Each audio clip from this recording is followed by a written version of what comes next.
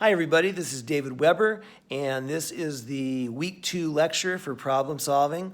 As I said on the re-recorded Week 1 lecture, somehow or other I just can't locate the recorded lectures that I made for Week 1 and Week 2.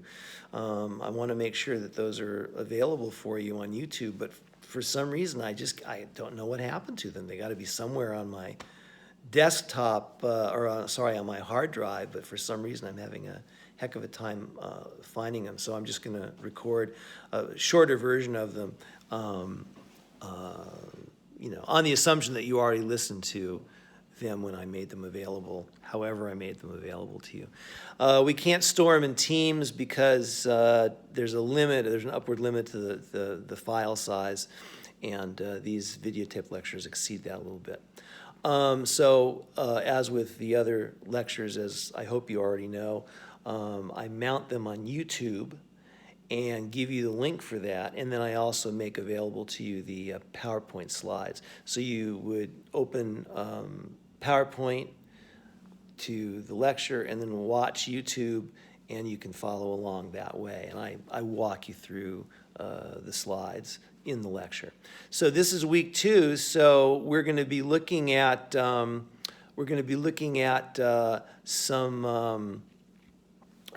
tools for generating ideas, particularly creative thinking sorts of tools to enhance and enable creative thinking. You've already done a root cause analysis. That was Week 1. So this week we're going to be looking at some ways to develop ideas for how to solve the problems that you found the root cause for. And this is related to material that we did the first part of the semester in period 3. We learned negative brainstorming. We learned tools like that.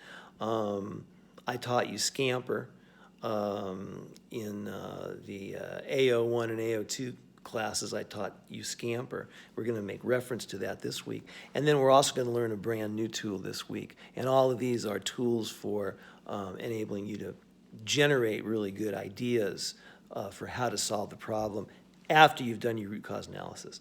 So first of all, in the slides, the first slide, it says why social media helps conspiracy theories spread faster. There's a short video that is about the spread of a conspiracy theory called the Flat Earth theory.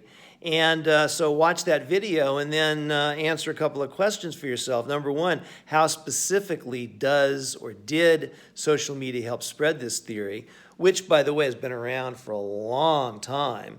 It's just that in recent years, you would think that most people don't think the Earth is flat, but in recent years, the Flat Earth Society has had a number of people join who apparently very sincerely believe the world is not round.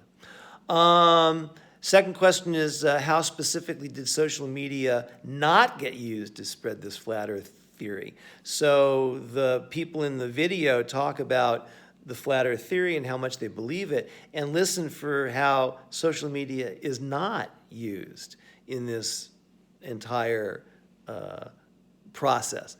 And how else was the Flat Earth theory be spread? Is it just through social media? What are the other ways? And all those questions can be answered by thinking about the video. We talked about the Scamper tool last semester. It's worth it just to watch a couple of videos about it. And in the slides, there are 2 videos about the Scamper tool. There's also an audio broadcast or an audio lecture about it by my colleague Alexander at the Han. He put it on his in SoundCloud.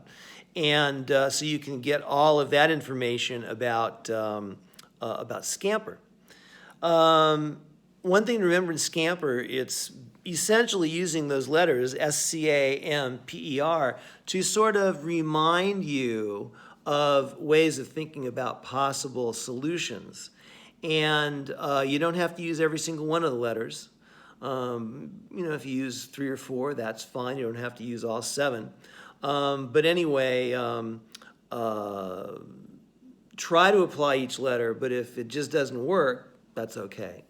And there's a little task in there you can try using Scamper to put a use to rethink the Kit Kat candy bar. How else could that? I'm sorry. How could a simple Kit Kat bar become something else that could be marketed and be possibly earn some good money for the company that manufactures Kit Kat? So you do that as a kind of practice. I also have another scenario for you to practice using the Scamper tool with. I'll read you the scenario. The father of a man named Peter is very ill. The father dies. He has no money when he dies. All he has is a nice boat. And Peter now owns this boat. But Peter doesn't like boats. He doesn't enjoy spending time on the water. On the other hand, he doesn't want to sell the boat. Peter loved his father, and if he were to sell the boat, it would feel to Peter like he was selling his father. So Peter will keep the boat. Now, what I want you to do with Scamper is answer the following question. What can Peter do with the boat other than journeying on water on the boat? So use Scamper to find some answers to that question. And now we're moving to our next tool, which is new. You may have heard of it before, but it's new to this module. And it's called 6-hat thinking. Hat, like a hat, what I wear to protect my bald head from the sun. So 6-hat thinking is actually, it's a well-known approach to generating creative ideas. It's a series of ways of thinking. Now, a man called Edward de Bono developed this tool, and he's a Maltese-British psychologist. And he developed an idea called lateral thinking. He kind of specialized. I believe he's passed. I'm not sure. I believe he's passed away, but I could be wrong. But anyway, he developed this idea called lateral thinking. As I said, he was a psychologist, and he was very interested in creativity. How do people get creative? How do they think creatively? You know, one minute you're not, and the next minute you are. How does that happen? And his answer to the question was actually very simple and makes a lot of sense to me. He says we engage in what's called lateral thinking, meaning normally we kind of think in a certain way. We go through our days sort of thinking, however you want to describe that. But sometimes you kind of jump to the side and you think in a whole different way. And we call that creative thinking. And so de Bono said, gee, you know, I need to develop a system to cause people to jump into that lateral mode of thought, that lateral thinking. And the 6-hat thinking concept is a sort of it's a metaphor. You know, when you change your thinking in each of the 6 ways that the model represents, what you're really doing, it's like putting on a different hat and taking it off. So I put on one hat and I think a certain way. I take that hat off and I put on another hat and I think a slightly different way. I take that hat off, I put on a third hat, and I'm thinking a slightly different way. So that's the idea here of 6 hats. So what I want you to do, first of all, is you can watch a couple of videos that are in the slides that will introduce the 6-hat thinking tool, good videos. And then you'll see a summary of the 6 hats. So the hats are color-coded. And here they are. I'll list them first. There's the white hat, the red hat, the yellow hat, the black hat, the green hat, and the blue hat. And each hat that you put on represents intentionally, consciously changing your thinking. So let me share with you what the hats are. I'm going to save the green hat for last. White hat. Now, and by the way, you can use this tool on your own or in a group, it's wonderful that way. Because if you are in a group and let's say you're a group of 5 people, and you hear everybody in the group doing a great deal of white hat thinking or red hat thinking, you can put on your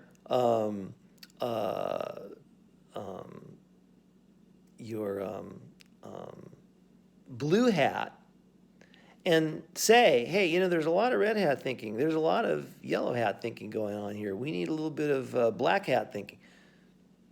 Now, I grant you at the moment you don't know what that all means, but I've just illustrated this idea here of having different people wear different hats. And if you're doing it yourself, if you're thinking yourself, still the same thing. You have to have a capacity to kind of observe yourself and say, oh, gee, I'm doing an awful lot of black hat thinking here. I need to do a little bit of white hat thinking. Okay, so here's the colors of the hats, what they mean. White hat is kind of the hat that when you put on your white hat, you're thinking in very logical, objective, data-driven terms. You're asking others for evidence if you're in a group. You're reminding yourself if you're alone, I can't just make this decision without consulting some data. So that's white hat thinking. Red hat thinking is all about feelings and emotions. So in a group, you are the person who tells what you're feeling in the moment about a possibility or an idea. You're talking about how good it feels to you if such and such happens, or how bad it feels to you if something else happens. So the red hat, when you wear it in a group, is you're bringing feelings into the conversation. And what sometimes happens is if there's too much white hat thinking, there's no emotion. But really, we can't have good decisions without recognizing that emotions are valuable for showing us something about whatever the idea is, whatever the possibilities are. So red hat is emotion.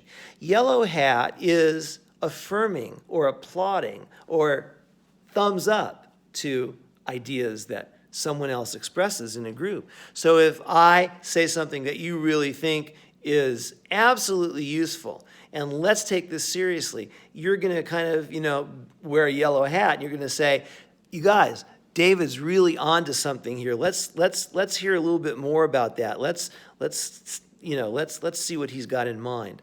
That's applauding, supporting. It's a supportive hat. Black hat is kind of the opposite. Oh, and by the way, if you're on your own, you put on the yellow hat when you kind of think of it, you have an idea, you think about it, you say, actually, that really is pretty good. There's some possibilities there. Sounds a little like the red hat, doesn't it? But it's different because the red hat, it's only, I'm sorry, let me say this differently. The yellow hat is only about positive emotional response to an idea, applauding it. Red, it could be love it, hate it, despise it, adore it. It's just about your emotional reaction to the ideas, to what's going on. Yellow hat is always thumbs up, applauding, appreciating. Black hat is sort of the opposite. It means really proceed with caution. Let's not get carried away here. If you're in a group and of 4 people, and 3 of those 4 people are all wearing red hats, they're so excited about an idea that one of them said, and they just love it, and some of them are maybe yellow hatting it too, like saying, we got to take this seriously, this is the solution to our problems. And then you got a bunch of other people saying, not a bunch, you got another 1 or 2 people who are saying, oh man, I love this idea, I love what we've come up with. That 4th person's got to put on the black hat and say, hey, guys, I hate to tell you, but let's look at the dark side, the downside. What's wrong with this idea? That's black hatting. So it's kind of it and yellow hat are on opposite sides. The next hat in the traditional list is the green hat, but I'm going to save that. The blue hat is an interesting one because it's not about generating ideas or responding to ideas. It's about responding to process. It's called a meta position hat, meaning that the blue hat, when you put on a blue hat, what you're doing is you're commenting to everybody about how you perceive the process to be going.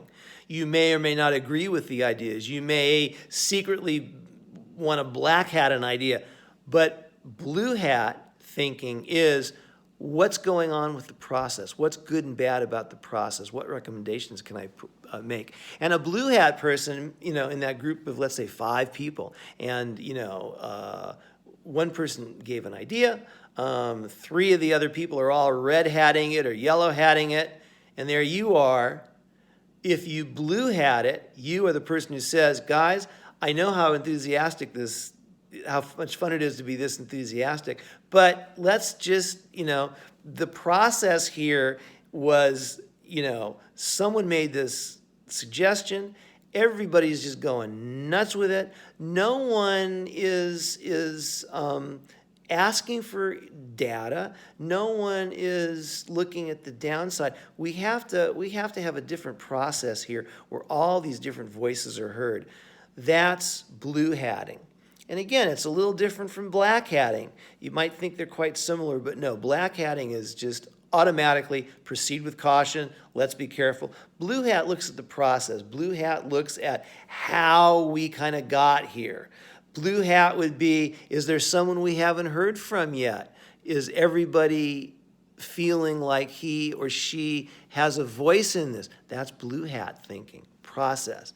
Finally, green hat is, quote, creative thinking, in the sense that green hat is all about new ideas. So if you're in a group and no one has generated any any new ideas, everybody's either, loving or hating an idea that's already been given, red hatting it.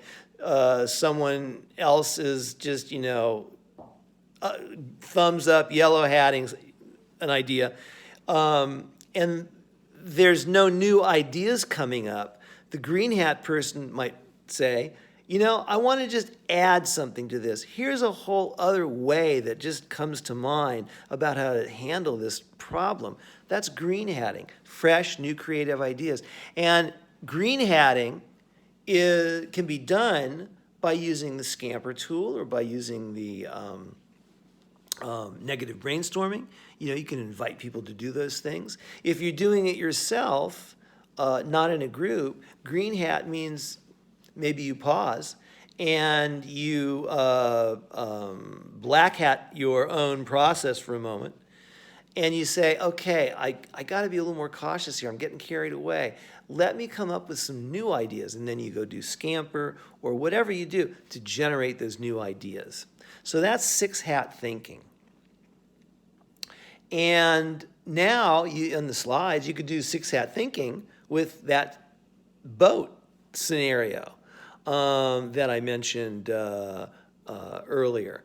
You could do 6 hat thinking. You can go all the way back to the first set of slides and go to those scenarios and do some 6 hat thinking playing with those scenarios. So you can do a lot of practicing with this with just the materials you have here in these slides. So now the portfolio assignment will be to do some 6 hat thinking with the problem of conspiracy theories. And when you get to the green hat, use the Scamper tool to come up with some creative ideas that you hadn't perhaps thought of yet when you were going through the 6 hat analysis of the conspiracy theory problem. And then, as always, you pick 2 of those questions that kind of assess the experience you had and answer those. And that's your portfolio item for this second week of lectures. All right, thank you very much.